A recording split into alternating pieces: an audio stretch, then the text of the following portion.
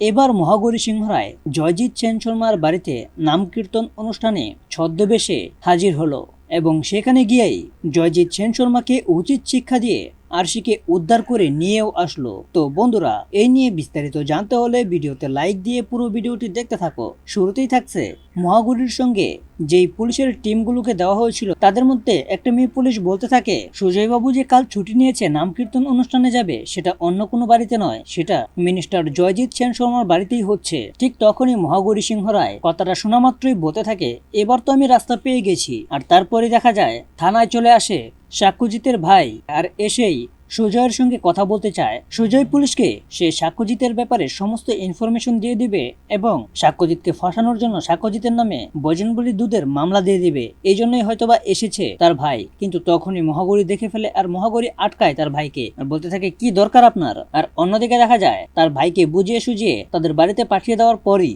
মহাগৌরী সিংহ রায় নতুন প্ল্যান সাজায় এবং ওই প্ল্যানের মধ্যে নতুন ছদ্মবেশ ধারণ করে নামকীর্তন অনুষ্ঠানের দিনই হাজির হয় মহাগৌরী সিংহ রায় জয়জিৎ সেন শর্মার বাড়িতে। আর সেখানে গিয়ে সম্পূর্ণ ছদ্মবেশে আরশিকে সেখান থেকে উদ্ধার করে নিয়ে যায় এবং জয়জিৎ সেন শর্মাকে উচিত শিক্ষা দিয়ে জয়জিৎ সেন শর্মার নামে আরশিকে কিডন্যাপ করার অপহরণ মামলা দিয়ে জেলে ঢুকানোর ব্যবস্থা করে ফেলে। তো বন্ধুরা, এভাবে যদি মহাগৌরী তার প্ল্যান সাকসেসফুল করতে পারে তাহলে তোমাদের কার কার ভালো লাগবে তা এখনই কমেন্টে জানাও। আর এরকম নিত্য নতুন সিরিয়ালের আপডেট পেতে এখনই চ্যানেলটা সাবস্ক্রাইব করো।